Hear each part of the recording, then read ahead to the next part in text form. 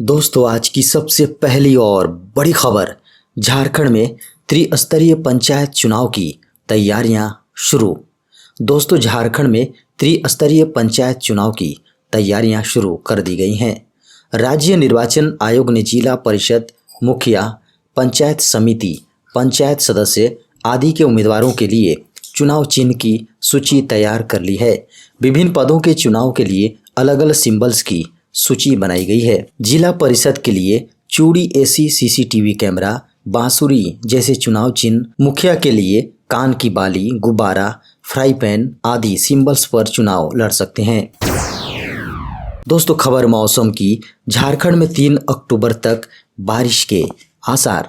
बंगाल की खाड़ी में बने लो प्रेशर के असर के कारण झारखंड में गुरुवार को 24 जिलों में बारिश होगी। बुधवार से राज्य के अलग अलग इलाकों में बारिश शुरू हो गई है। गुरुवार को इसका असर पूरे झारखंड में दिखाई दे सकता है। भारतीय मौसम विज्ञान केंद्र के अनुसार गुरुवार को राज्य के सभी 24 जिलों में बारिश होगी। यह बारिश 30 सितंबर से 3 अक्टूबर तक होने का अनुमान है। वहीं पश्चिम बंगाल से सटे झारखंड के इलाके देवघर, धनबाद, दुमका, गिरिडीह, गोड्डा, जामताड़ा, पाकड़ व साहिबगंज समेत पूर्वी पश्चिमी सिंहभूम, सिमडेगा व सरायकेला खरसावां के अलावा झारखंड के पश्चिमी हिस्से पलामू, चतरा, गढ़वा, कोडरमा, लातेहार व लोहरदगा में कुछ जगहों पर भारी वर्षा की संभावना है। सीबीएसई 10वीं के कंपार्टमेंट परीक्षा का रिजल्ट जारी। केंद्रीय माध्यमिक शिक्षा बोर्ड यानी सीबीएसई ने कक्षा 10 के कंपार्टमेंट परीक्षा के परिणाम अपनी आधिकारिक वेबसाइट पर जारी कर दिए हैं। जो छात्र सीबीएसई कक्षा 10वीं की कंपार्टमेंट परीक्षा में उपस्थित हुए, वे अपना परिणाम cbse-results.nic पर देख सकते हैं। बोर्ड ने 25 अगस्त से 8 सितंबर तक कक्षा 10वीं की कंपार्टमेंट परीक्षा आयोजित की थी। झारखंड के मुख्यमंत्री श्री हेमंत सोरेन ने कहा, 31 मार्च 2022 तक सभी किसानों को मिले किसान क्रेडिट कार्ड। झारखंड के मुख्यमंत्री श्री हेमंत सोरेन ने झारखंड के सभी किसानों को 31 मार्च 2022 तक किसान क्रेडिट कार्ड की सुविधा उपलब्ध कराने का निर्देश दिया है। उन्होंने किसान क्रेडिट कार्ड निर्गत करने की धीमी गति पर नाराजगी जाहिर करते हुए कहा कि हर किसान के हाथ में किसान क्रेडिट कार्ड होना चाहिए। वह प्रोजेक्ट भवन सभागार में केंद्र व राज्य प्रायोजित योजनाओं की समीक्षा कर रहे थे। मुख्यमंत्री ने निर्देश दिया है कि सभी जिला उपायुक्त केसीसी निर्गत करने के कार्य को गंभीरता से लें, बैंक के साथ समन्वय बनाकर कार्य करें। जिला में केसीसी की स्थिति ठीक नहीं, वहां बेहतर ढंग से कार्य करने की जरूरत है। उन्होंने कहा कि नए किसानों को भी इस योजना से जोड़े। सभी उपायुक्त हर सप्ताह बैंक प्रबंधन के साथ बैठक कर अड़चनों को दूर कर किसानों को किसान क्रेडिट कार्ड का लाभ दें। झारखंड में जल्द होगी 26,000 शिक्षकों की नियुक्ति। पारा शिक्षकों को होगा फायदा। झारखंड में सरकार जल्द ही 26,000 शिक्षकों की नियुक्ति प्रक्रिया शुरू करने वाली है। नियुक्ति प्रक्रिया की फाइनल लिस्ट अभी विभागीय मंत्री श्री जगन्नाथ महतो के पास है। मंत्री के अनुमोदन के बाद नियुक्ति प्रक्रिया की फाइल कार्मिक विधि और वित्त विभाग के पास आएगी। उसके बाद नियुक्ति प्रक्रिया शुरू कर दी जाएगी। खबरों के अनुसार नवरात्र के बाद कभी भी शिक्षकों की नियुक्ति प्रक्रिया शुरू की जा सकती है। नियुक्ति प्रक्रिया झारखंड कर्मचारी चयन आयोग द्वारा ली जाएगी। नियुक्त होने वाले 26,000 शिक्षकों में कुल 50% टेट पास पारा शिक्षकों को एडजस्ट किया जाएगा। मुख्यमंत्री हेमंत सोरेन पहले ही साल 2021 को नियुक्ति का वर्ष घोषित कर चुके हैं। 26,000 शिक्षकों की नियुक्ति प्रक्रिया प्राइमरी स्तर पर की जाएगी। इनमें से 13,000 पद प्राइमरी स्कूलों स्कूल शिक्षकों को पारा शिक्षकों से भरा जाएगा। ये वे पारा शिक्षक होंगे जिन्होंने टेट की परीक्षा पास की और शेष 13,000 पदों पर शिक्षकों की नई नियुक्ति होगी। दोस्तों, काम की बड़ी खबर सामने आ रही है। अक्टूबर महीने में 21 दिन तक बंद रहेंगे बैंक। अक्टूबर महीने में कई त्यौहार एक के बाद एक कर आने वाले हैं। ऐसे में ग्राहकों की सुविधा के लिए भारतीय रिजर्व बैंक द्वारा अक्टूबर माह में होने वाली छुट्टियां जारी कर दी गई हैं। प्रत्येक राज्य के हिसाब से छुट्टियां दी जाती हैं। वहीं पर्व त्योहारों को देखते हुए अक्टूबर में 21 दिन बैंक बंद रहेंगे। वहीं इन छुट्टियों में दूसरा शनिवार और रविवार भी शामिल हैं। रिजर्व बैंक के हिसाब से अक्टूबर माह में वीकेंड के अलावा बैंकों में 16 छुट्टियां पड़ी हैं।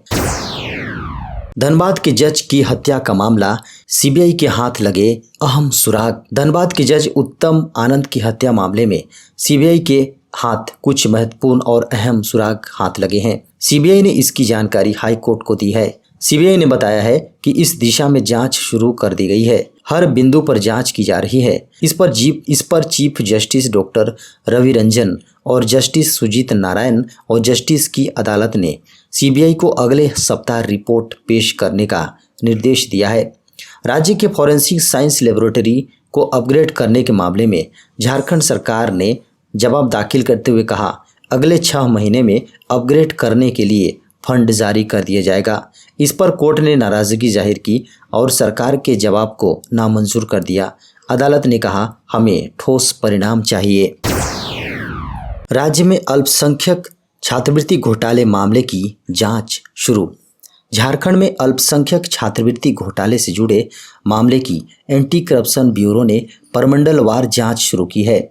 एसीबी मुख्यालय के निर्देश पर प्रमंडलवार अलग अलग टीम बनाई गई है।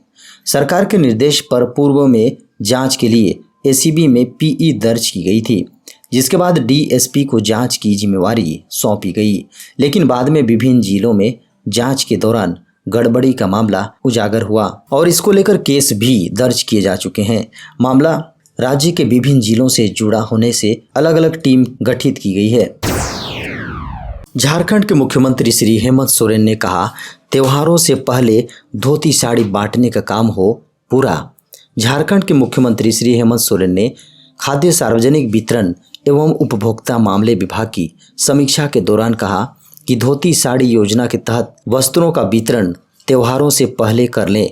साथ ही वस्त्रों की गुणवत्ता से किसी तरह का समझौता न करें। वितरण के लिए खरीदे जा रहे वस्त्र झारखंड में बने, इसकी कार्य योजना तैयार करें। हरा राशन कार्ड का लाभ सभी जरूरतमंदों को दें। धान बेचने वाले किसानों को सही समय पर धान की कीमत प्राप्त हो, यह सुनिश्चित होना चाहिए। उन्होंने कहा, अधिक से अधिक किसान पोर्टल में स्वयं को निबंधित करें। धान अधिप्राप्ति के लिए सेंटर चिन्हित करें ताकि किसानों को किसी प्रकार की परेशानी का सामना नहीं करना पड़े। देश में लगातार दूसरे दिन कोरोना के 20,000 से कम नए मामले, लेकिन मौतों में वृद्धि। भारत में कोरोना के मामलों में तेजी से कमी आने के साथ इस महामारी से जल्द ही निजात पाने की उम्मीद की जा रही है। देश में लगातार दूसरे दिन कोरोना के नए मामले 20,000 से नीचे दर्ज किए गए हैं। पिछले 24 घंटे में देश में 18,870 कोरोना के नए मरीज मिले हैं। हालांकि ये मंगलवार को जारी आंकड़ों के मुकाबले 0.4% अधिक है। इसी के साथ अब तक कुल संक्रमितों की संख्या भी 3,37,16,451 पर पहुंच गई है। देश में नए मामलों की तुलना में कोविड रिकवरी दर में भी वृद्धि हो रहा है। वहीं कोविड मरीजों के मरने वालों की संख्या में उतार चढ़ाव देखने को मिल रहा है। केंद्रीय स्वास्थ्य मंत्रालय की ओर से बुधवार सुबह जारी किए गए आंकड़ों के अनुसार भारत में सक्रिय मरीजों की संख्या घटकर 2,82,520 रह गई हैं, जो 194 दिनों में सबसे कम है।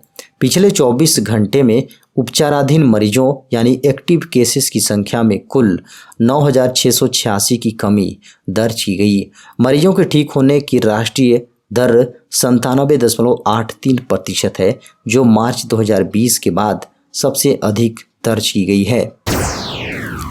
सुप्रीम कोर्ट कॉलेजियम ने 4 हाई कोर्टों में न्यायाधीशों के लिए 16 नामों पर लगाई मुहर।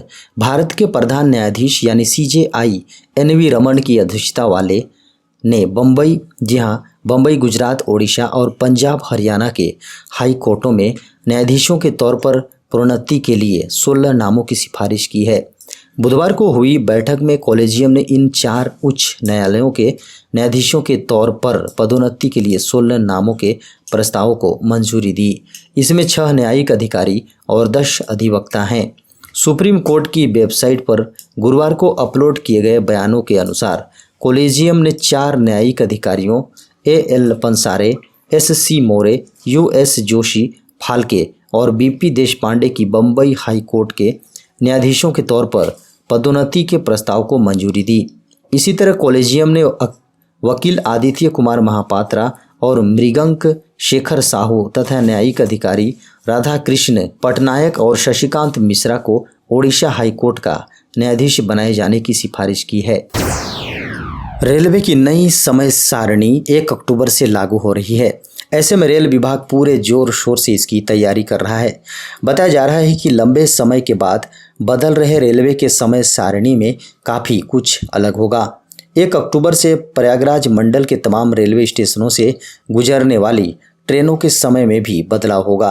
पिछले वर्ष मई माह में से रेलवे स्पेशल और फेस्टिवल ट्रेनों का ही संचालन कर रहा है।